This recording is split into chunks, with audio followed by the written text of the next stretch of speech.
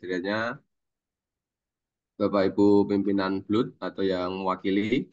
Nah, pada kesempatan pagi hari ini sesuai dengan undangan kami ke Dinas Kesehatan bahwa kegiatan hari ini yaitu terkait sosialisasi surat edaran bersama antara Kepala LKPP dan Mendagri tentang pengadaan barang jasa pemerintah di Badan Layanan Umum Daerah. Nah, pada kesempatan kali ini ada beberapa hal nanti yang akan kami sampaikan terkait SE dari LKPP dan Mendagri tersebut.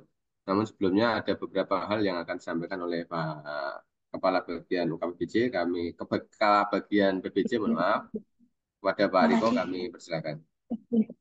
Oke, terima kasih Mas Arif atas kesempatannya. Assalamualaikum warahmatullahi wabarakatuh. Selamat pagi dan salam sejahtera untuk kita semua yang saya hormati pimpinan BLUT baik dari RSUD Suwondo, Kayen, kemudian Puskesmas yang berkenan hadir. Saya lihat Pak Dirkayen berkenan hadir secara pribadi, terima kasih. Kemudian teman-teman dari bagian PBJ, kemudian yang dari Dinas Kesehatan, ya. Pagi hari ini kita menindaklanjuti disposisi dari Pak PJ Bupati atas surat edaran dari Kepala LKPP dan Mendagri terkait dengan proses pengadaan di BLUT, ya, yang memang secara prinsip harus kita segera tindak lanjuti dengan harapan di 2025 memang sudah bisa dioperasionalkan oleh teman-teman BLUT, ya. Ada beberapa esensi yang kemudian bisa kita ambil dari surat edaran yang sudah kemarin mungkin Bapak Ibu sekalian baca atau share di mungkin keanggotaan BLUT. Pertama, isu pertama terkait dengan fleksibilitas di pengadaan barang jasa di BLUT. Karena kita tahu bahwa pengelolaan keuangan maupun pengadaan yang di BLUT mungkin berbeda dengan OPD karena ada faktor kecepatan dan kebutuhan yang mendesak yang harus dipenuhi. Sehingga ada beberapa mekanisme yang secara umum kita ketahui yang diterapkan di OPD pun serta-merta tidak bisa kita terapkan di BLUT karena kebutuhan yang mendesak. Sehingga ketentuan juga memberikan fleksibilitas terkait dengan pengadaan tersebut. Maka ada beberapa titik poin yang memang nanti disampaikan oleh Mas Arief Pujianto terkait dengan mekanismenya seperti apa. Oke. Kemudian apakah tetap menggunakan sesuai dengan OPD atau kepengen fleksibel. Lah, fleksibel ini sebagian atau penuh. Oke. Sebagian artinya apa? Yang kita terapkan sekarang mungkin ya, tendernya itu ada di kita untuk pimpinan BLUT yang BLUT yang sekarang, yang kemudian yang di OPD hanya untuk menangani metode pemilihan yang non kompetitif seperti PR, seperti purchasing. Itu artinya tidak penuh Bapak Ibu sekalian atau sebagian. Kemudian kita akan juga diskusikan terkait dengan SDM-nya. Kita tahu sendiri secara garis besar SDM di BLUT itu background-nya di kesehatan. Sehingga apa mungkin kemudian kita bebani dengan terkait dengan pengelolaan keuangan, pengadaan barang jasa. Sehingga SDM ini juga menjadi faktor penting, ya, karena ini menjadi pelaksana dari proses pengadaan. Nah, kalau memang berbeda dari pelaku pengadaan yang ada di OPD itu kebingungan enggak. Artinya ada dua skema, kadang-kala Bapak Ibu sekalian menerima dana DAK, nggih. Ada kemudian menerima penugasan dana APBD, nggih, sehingga pelakunya harus sesuai dengan Perpres, nggih. Walaupun dimungkinkan untuk kemudian dikaji dan menggunakan peraturan pimpinan BLUT. Tapi ada kalanya di RSUD itu juga ada dua pelaku pengadaan, ya. Seperti di Suwondo itu ada dua pelaku pengadaan di sini. Untuk dana DAK sesuai dengan Perpres, kemudian yang anggarannya sendiri menggunakan peraturan direktur dari RSUD. Sehingga itu perlu diskusi mendalam terkait dengan itu. Kemudian isu yang kedua ini jenjang nilai. Yang ini yang mungkin Bapak Ibu sekalian tahu bahwa kadangkala penetapan jenjang nilai yang mungkin diatur di peraturan pimpinan BLUT itu tidak berdasarkan hasil kajian. Oke. Nah, itulah mungkin yang mungkin kita akan perbaiki terkait dengan jenjang nilai tadi. Apakah benar perlu angka 300, 400, 500 juta untuk jenjang nilai pengadaan langsungnya. Kemudian terkait ada beberapa inovasi yang dari SE ini terkait pembentukan unit atau instalasi pengadaan barang jasa. Oke. Itu juga dimungkinkan di Bluet, Bapak Ibu sekalian, untuk kemudian menangani berbagai prosedur dan tugas kewenangan yang pengadaan barang jasa di di blutnya masing-masing. Lah, apakah itu diperlukan di tingkat puskesmas atau di RSUD, itu juga perlu diskusi mendalam, Bapak Ibu sekalian. Oke, itu beberapa hal terkait dengan isu-isu terkait dengan SE yang kemudian terbitkan oleh LKPP dan Kemendagri, Bapak Ibu sekalian. Maka ending dari sosialisasi ini nanti kita akan membentuk tim, mungkin tidak semua perlu kita libatkan, beberapa kita libatkan untuk kita ajak diskusi formula terbaiknya di peraturan bupati seperti apa, kemudian formula untuk peraturan pimpinan blutnya seperti apa, Bapak sekalian. Nah, dari situ nanti akan kelihatan, kita harap bahwa format makronya disepakati sama-sama bisa dipakai untuk semua pimpinan BLUT. Mungkin perbedaannya hanya di beberapa titik tertentu, mungkin dari jenjang nilai, karena transaksinya kontrak dari beberapa antara Puskesmas dan RSUD ternyata kita lihat juga berbeda, RSUD Kayen dan Suwondo juga berbeda. Mungkin hanya beberapa titik yang kita modifikasi untuk kemudian peraturan pimpinan dulunya. Cuma untuk yang lain secara makro kita harapkan bisa sepakati untuk sama, guys, setelah nanti pembahasan lebih lanjut ketika sosialisasi ini sudah selesai dan kita akan membentuk tim di kemudian hari, mungkin tidak terlalu lama untuk melibatkan dari Bapak Ibu sekalian. Mungkin itu sedikit dari saya. Semoga apa yang yang kita sampaikan ini dari bagian PBC bisa memberikan sedikit informasi kepada Bapak Ibu sekalian dalam rangka untuk perbaikan pola pengadaan di PLUD Bapak Ibu sekalian. Terima kasih. Wassalamualaikum warahmatullahi wabarakatuh. Saya kembalikan ke Mas Arief Pujianto. Waalaikumsalam warahmatullahi wabarakatuh. Terima kasih Pak Kabak. Ada beberapa penekanan tadi yang terkait dengan terbitnya surat edaran bersama. Nanti akan saya jelaskan lebih lanjut di sesi yang berikutnya. Mungkin izin Zadkin sekalian saya menyampaikan apa yang termuat dari SE bersama ini, sekalian latar belakangnya, kenapa kok muncul SE padahal pengadaan barang jasa di Blut ini kan sudah berjalan sekian lama. Nah ini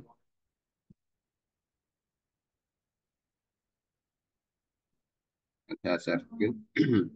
Nah, pada kesempatan pagi hari ini akan kita sampaikan terkait surat edaran bersama LKPPRI dan Mendagri nomor 2 tahun 2024 tentang pedoman penyusunan peraturan kepala daerah tentang pengadaan barang jasa pemerintah di BLUD dan penyusunan peraturan pimpinan BLUD sektor kesehatan tentang BPJ melalui penyedia. Nah, di sini ada dua poin penting, yaitu yang pertama terkait penyusunan peraturan kepala daerah PBJ BLUD. Nah, di sini tidak menyebutkan apakah itu melalui penyedia atau swakelola. Artinya nanti PBJ BLUD yang berupa peraturan kepala daerah, dalam hal ini kalau di Kabupaten Pati berarti peraturan bupati, itu masih secara umum. Kemudian yang diatur lebih lanjut yaitu terkait peraturan pimpinan BLUD, dalam hal ini Direktur RSUD maupun Kepala Puskesmas, ini lebih fokus kepada PBJ yang melalui penyedia. Artinya yang diatur nanti di dalam aturan BLUD dan aturan main yang BLUD melalui penyedia. Sedangkan yang melalui Sokelola tentunya masih sesuai dengan ketentuan yang berlaku sesuai dengan peraturan Presiden. Nah, untuk yang selanjutnya, latar belakang kenapa munculnya surat edaran ini.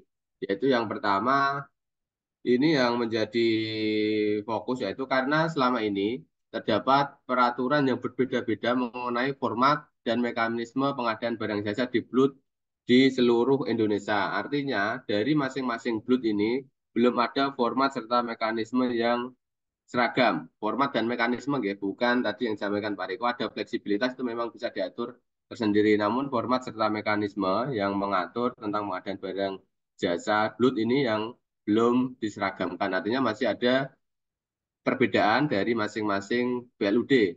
Bahkan di satu daerah pun, antar BLUD kemungkinan ada juga yang peraturannya berbeda-beda. Nah, itulah yang menjadi salah satu latar belakang. Kemudian yang kedua, terdapat perbedaan persepsi terkait prinsip dan tujuan BLUT di seluruh Indonesia. Nah, inilah yang menjadi latar belakang kedua terkait prinsip dan tujuan BLUT. Apakah benar dengan fleksibilitas itu prinsip dan tujuannya sama? Apakah memang untuk kecepatan, apakah memang untuk pelayanan yang prima atau yang lain? Nah, itulah yang menjadi perbedaan persepsi dalam menentukan pengadaan barang jasa di BLUT yang selama ini sudah dilaksanakan di beberapa daerah. Nah, kemudian yang ketiga yaitu kekurang pahaman terkait mekanisme maupun pengaturan tek terkait mekanisme maupun pengaturan teknis pengadaan barang jasa pada BLUT seluruh Indonesia dan bahkan banyak BLUD sampai saat ini belum memiliki peraturan mengenai pengadaan barang jasa di BLUD sendiri. Nah, memang yang menjadi satu alasan kenapa BLUD sampai saat ini ada beberapa yang memang belum memiliki peraturan direkturnya ataupun peraturan BLUD, baik itu yang di tingkat BLUD-nya maupun peraturan kepala daerahnya, yaitu selama ini belum ada pedoman atau aturan yang mengatur terkait pedoman peraturan kepala daerah tentang BLUD ini sendiri. Nah, inilah yang menjadi latar belakang munculnya surat edaran bersama, artinya ada sinkronisasi antara LKPP selaku pemangku pengadaan barang jasa di tingkat nasional juga Mendagri selaku yang membidangi terkait Badan Layanan Umum ini. Nah, itulah kenapa latar belakang munculnya surat edaran bersama ini. Karena selama ini di beberapa daerah itu mekanisme dan formatnya berbeda-beda, kemudian persepsi terkait penyelenggaraan BLUK di seluruh Indonesia itu juga masih berbeda, bahkan ada juga yang daerah atau Badan Layanan Umumnya belum memiliki peraturan terkait pengadaan barang jasa di BLUK itu sendiri. Nah, inilah tiga latar belakang kenapa muncul surat edaran bersama terkait pengaturan BLUT.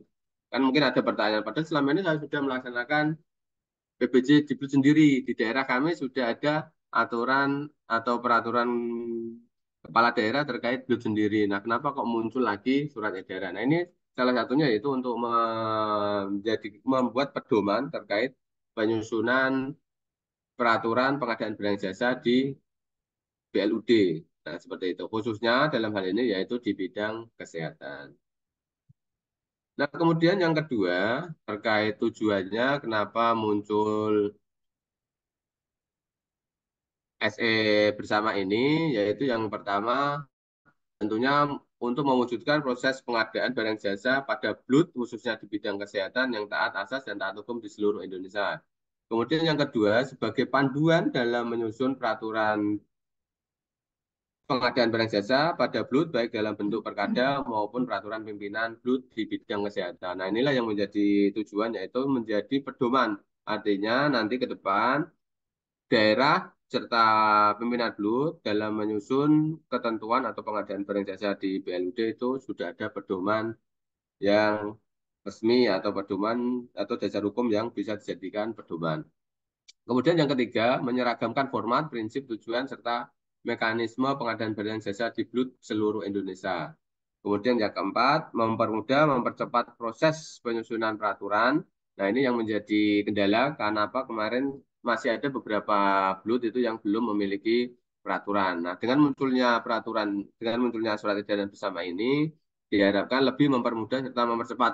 Karena di SE ini sudah diberikan juga terkait format atau contoh-contoh dari peraturan kepala daerah maupun peraturan pimpinan BLUT.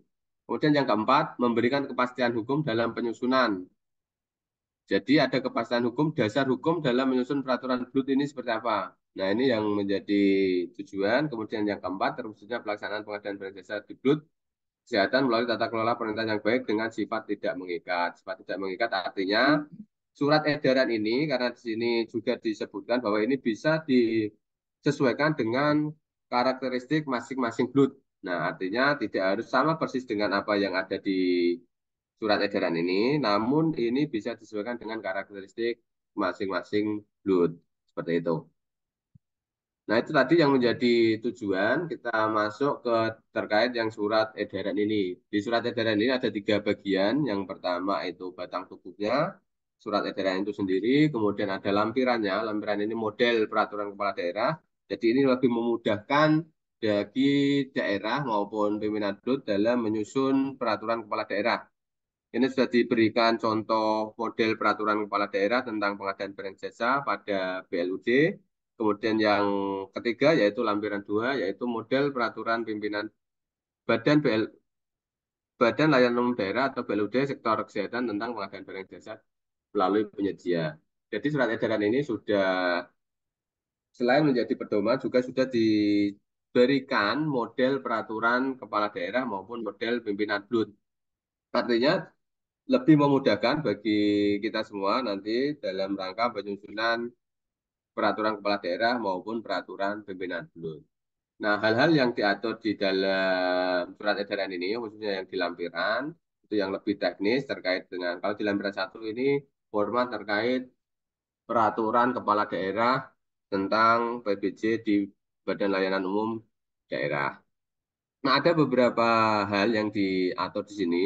Tadi juga sudah sempat disinggung oleh Pak Kabak terkait isi-isi yang diatur di dalam peraturan kepala daerah maupun peraturan pimpinan daerah.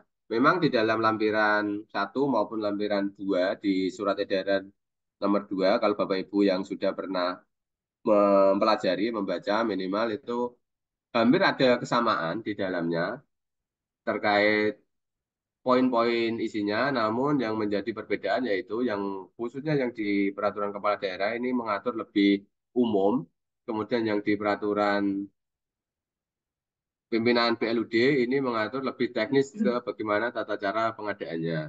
Nah, di dalam lampiran 1 ini terdapat 7 bab, satu judul.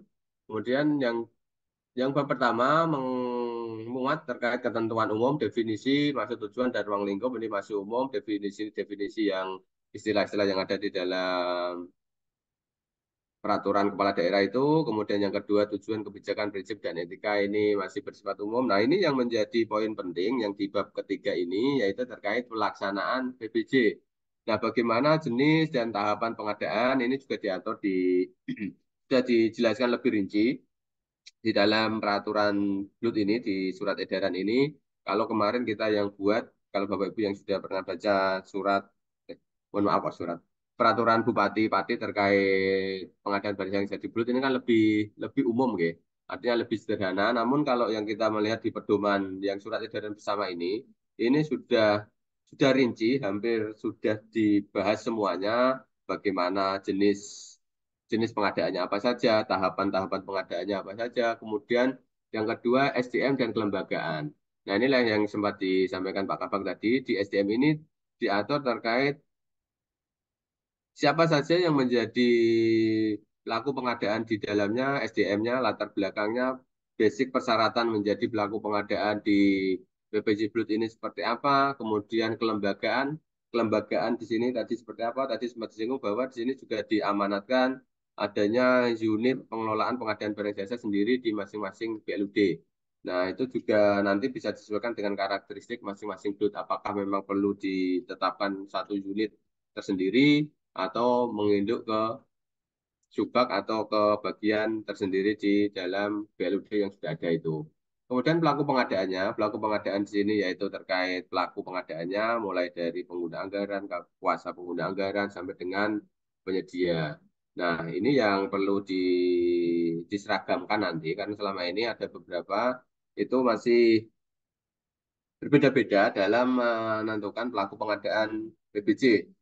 Satu contoh yang di RSUD Suwondo maupun yang di Puskesmas mungkin ada beberapa perbedaan terkait dengan pelaku pengadaan. Ada yang menyebutnya pejabat pengadaan, panitia pengadaan, ada yang istilah-istilah yang lain yang digunakan. Nah, nanti ke depannya ini bisa diseragamkan terkait penyebutan istilah-istilah tersebut atau pelaku pengadaan yang ada di BLUD sesuai dengan tujuan awal tadi dari diterbitkannya surat edaran bersama ini.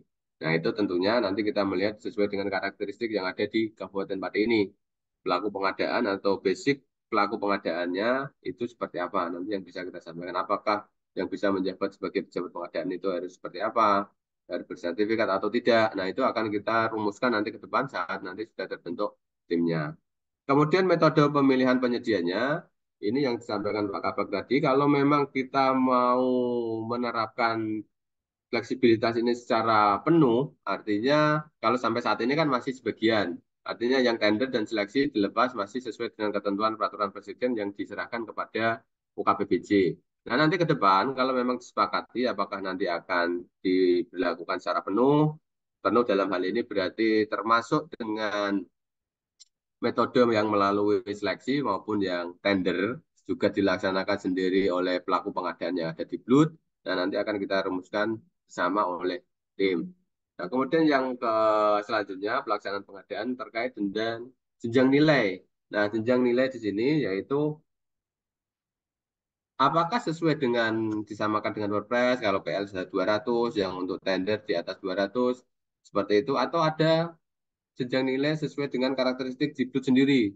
Nah, dalam penentuan jenjang nilai ini, sesuai yang disampaikan LKPP kemarin pada saat sosialisasi, itu berdasarkan karakteristik belanja di BLUD. Jangan sampai kita menentukan misalkan 400 juta atau 300 juta untuk pengadaan langsung.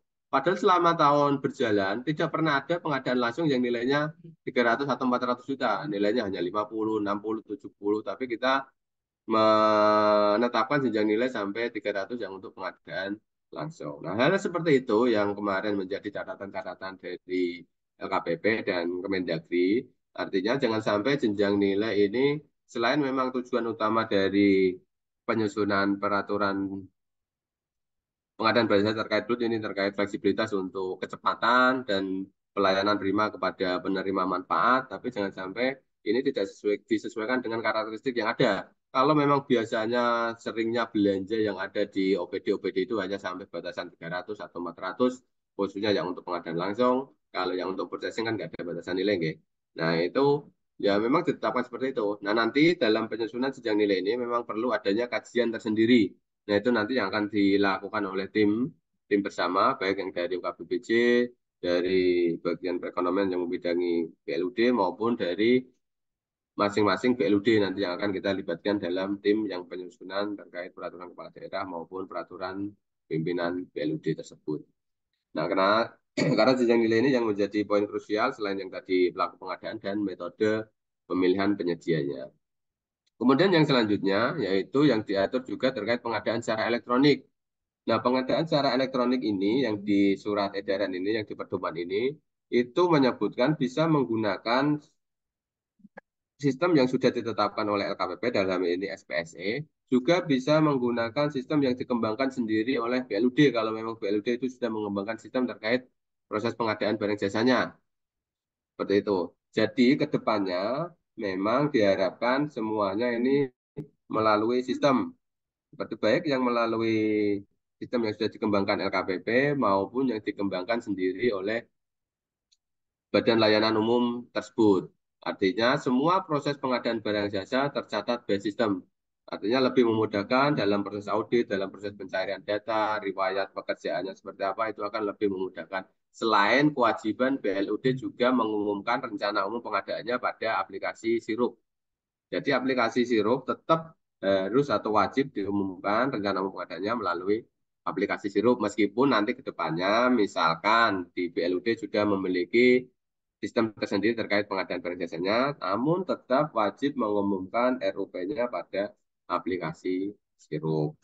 Nah, itulah poin penting terkait pelaksanaan pengadaan barang jasa yang ada di BLUD, mulai dari jenisnya, jenis dalam hal ini ya jenis pengadaan barang, jasa lainnya, jasa konsultansi, pekerjaan konstruksi, atau bisa ditambahkan kalau memang ada jenis yang lain, bisa ditambahkan. Kemudian tahap-tahapannya, tahapan mulai dari perencanaan sampai dengan nanti serah terima itu juga diatur.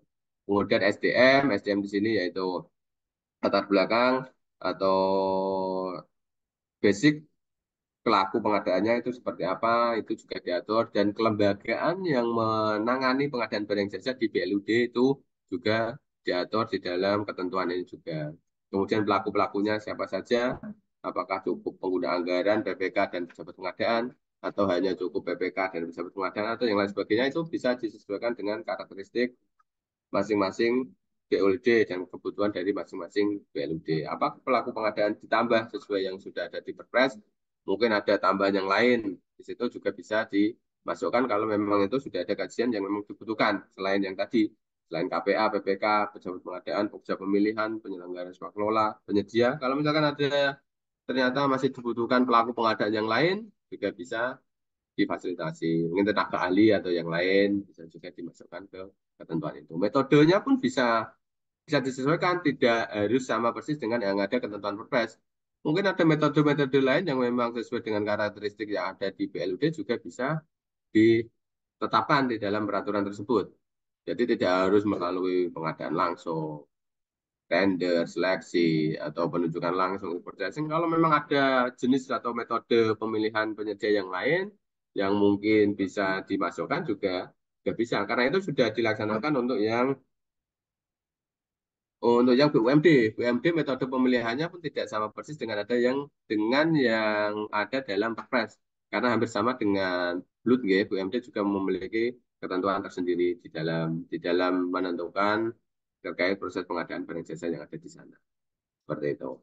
Nah, ini yang menjadi poin penting munculnya SE dan poin-poin penting yang harus diatur di dalam surat keputusan kepala daerah maupun surat keputusan pimpinan BLUD untuk pengadaan barang jasa di BLUD khususnya yang melalui penyedia. Kemudian yang bab keempat juga diatur terkait pengawasan dan pembinaan, kemudian ketentuan-ketentuan lain, ketentuan peralihan, serta ketentuan penutup. Namun yang menjadi poin penting yaitu yang ada di poin pelaksanaan PBJ ini. Ini yang menjadi dasar panjenengan, Bapak Ibu, pimpinan DUT dalam menentukan bagaimana cara pengadaan, metodenya seperti apa, pelakunya siapa saja, jenjang nilainya berapa, apakah pengadaan ini dilakukan secara manual atau secara elektronik. Nah, seperti itu. Memang amanatnya ke depannya semuanya dilakukan secara elektronik. Jadi nanti ke depannya diharapkan masing-masing DUT dapat mengembangkan suatu sistem tersendiri,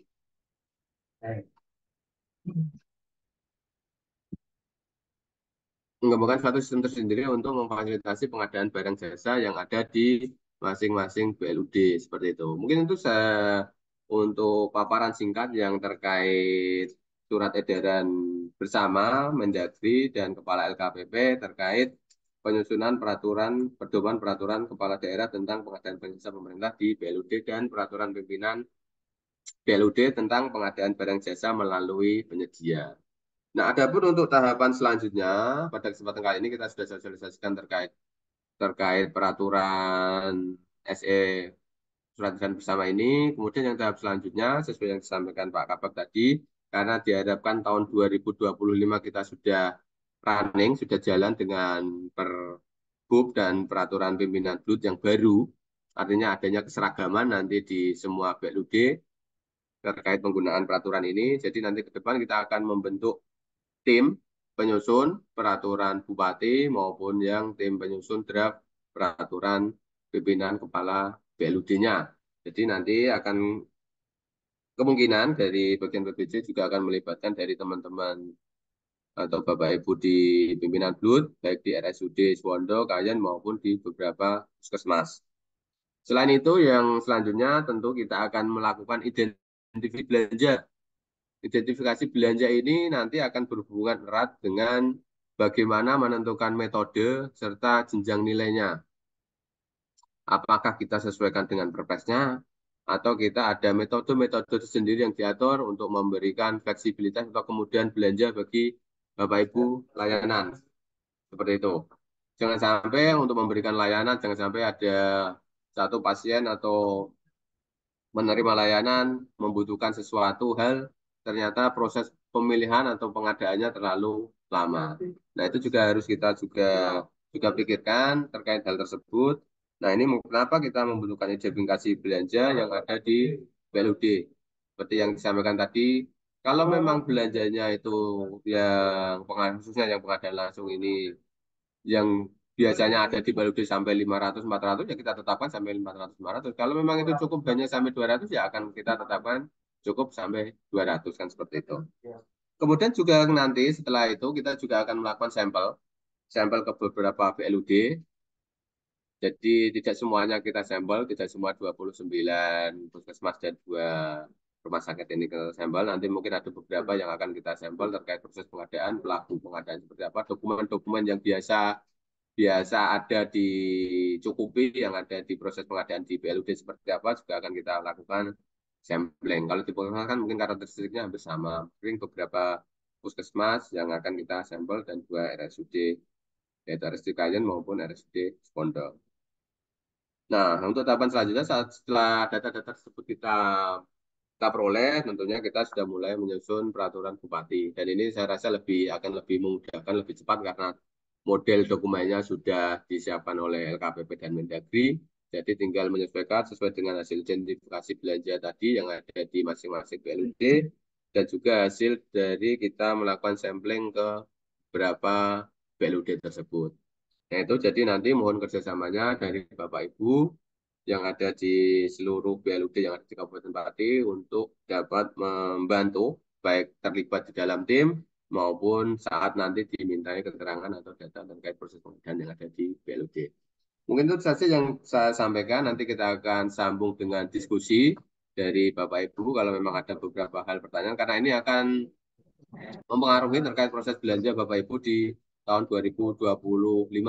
Nanti diharapkan dengan ditetapkannya peraturan BLUD dan peraturan pimpinan BLUD ini akan lebih memudahkan, lebih mempercepat proses belanja yang ada di BLUD sehingga pelayanannya juga lebih meningkat. Itu saja yang saya sampaikan. Terima kasih. Selanjutnya kalau ada hal-hal yang ingin didiskusikan, monggo kita diskusikan bersama. Terima kasih. Selamat pagi. Wassalamualaikum warahmatullahi wabarakatuh. Ya, monggo Bapak Ibu kalau mau ada yang didiskusikan terkait proses selanjutnya atau ketentuan-ketentuan di BLUD atau ketentuan di surat edaran bersama ini, monggo. Mungkin dari Dinas Kesehatan terlebih dahulu mungkin ada yang ingin disampaikan, Pak Umar atau yang lain, atau yang dari Bapak Ibu BLUD, Pak Dir mungkin dari Kayen, ada yang mau disampaikan. Bisa diaktifkan mic-nya dulu Pak Dir.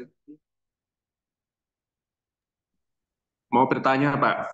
Oke, monggo. Berarti untuk BLUD rumah sakit misalkan ya, ketika mau menyusun eh, peraturan pimpinan BLUD menunggu eh, peraturan kepala daerahnya jadi dulu, gitu. Atau enggak? Perkadanya jadi dulu, pergubnya jadi dulu, baru kita nyusun peraturan pimpinan dengan Mas. Iya, betul Pak. Memang peraturan bupatinya kita jadi dulu, namun nanti saat penyusunan draftnya akan kita lakukan bersama Bapak. Nanti kita akan Oh membentuk iya. tim yang melibatkan seluruh perwakilan dari beberapa BLUD untuk menyusun peraturan kepala daerah beserta peraturan pimpinan BLUD-nya. Nah, nanti kan setelah kita lakukan identifikasi dan sampling ke beberapa BLUD, nanti ya kita akan ada beberapa format untuk, oh ini cocok yang untuk di Puskesmas, ini cocok yang untuk RSUD Suwondo, ini cocok yang untuk RSUD Kayan. Jadi nanti format peraturan pimpinan BLUD-nya sudah sekalian jadi. Jadi saat nanti kita naikkan ke Pak Bupati yang terkait peraturan kepala daerahnya, juga sudah jadi draft yang untuk peraturan kepala pimpinan BLUD-nya. Jadi ini nanti biar cepat, Pak. Ya. Draftnya kita jadi dulu semua, nanti kita naik ke Pak Bupati untuk yang peraturan kepala daerahnya. Saat peraturan kepala daerah ini ditetapkan, tinggal menetapkan peraturan pimpinan BLUD. Jadi tidak usah kerja dua kali, artinya kita kerjanya tim itu nanti kita produknya nanti ada dua. Produk yang peraturan kepala daerah dan produk draft model pimpinan BLUD-nya. Demikian. Ya, terima kasih, Mas. Mungkin Pak Riko mungkin ada tambahan.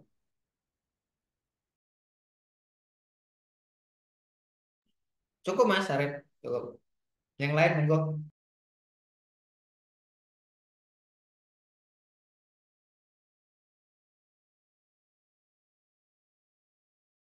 Monggo yang dari Puskesmas mungkin.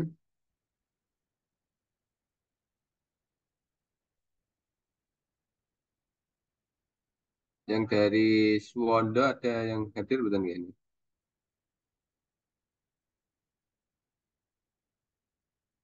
Atau yang dari DKK, Dinas Kesehatan. Pak Umar, Mbak Alif mungkin atau yang lain. Izin, Pak. Iya, monggo Mbak Alif.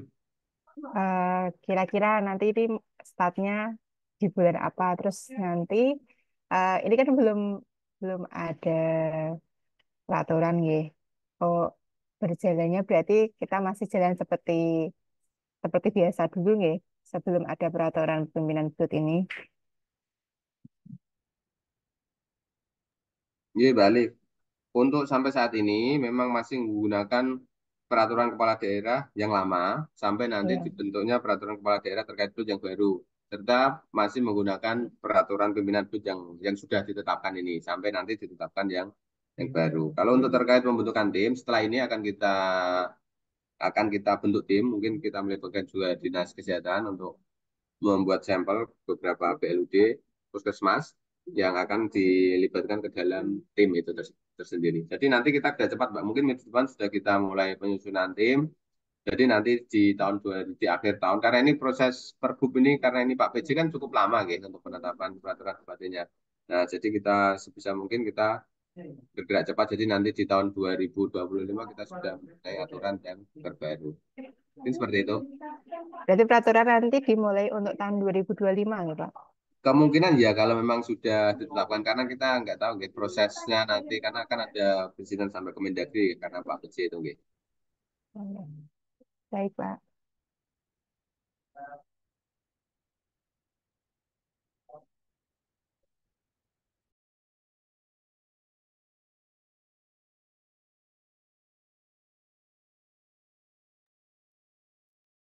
Silakan yang lain.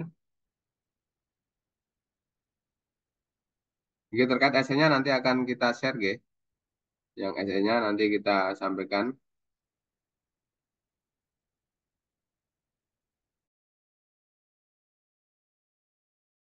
Monggo yang mau berdiskusi atau bertanya.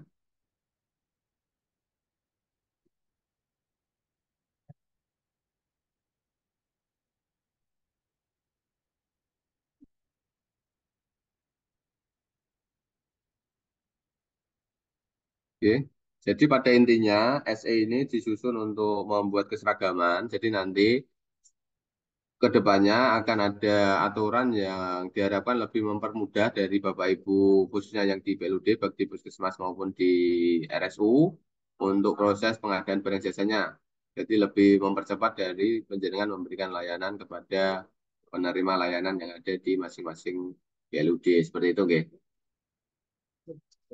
Sampai nanti ditetapkannya jenengan berarti tetap menggunakan peraturan BLUD yang lama yang atau yang sudah ada ini. Batasan-batasan nilainya silakan menggunakan yang masih berlaku ini nggih, yang sudah ditetapkan baik yang ada di Suwondo, Kayen maupun yang di Puskesmas seperti itu. Ada yang lain monggo.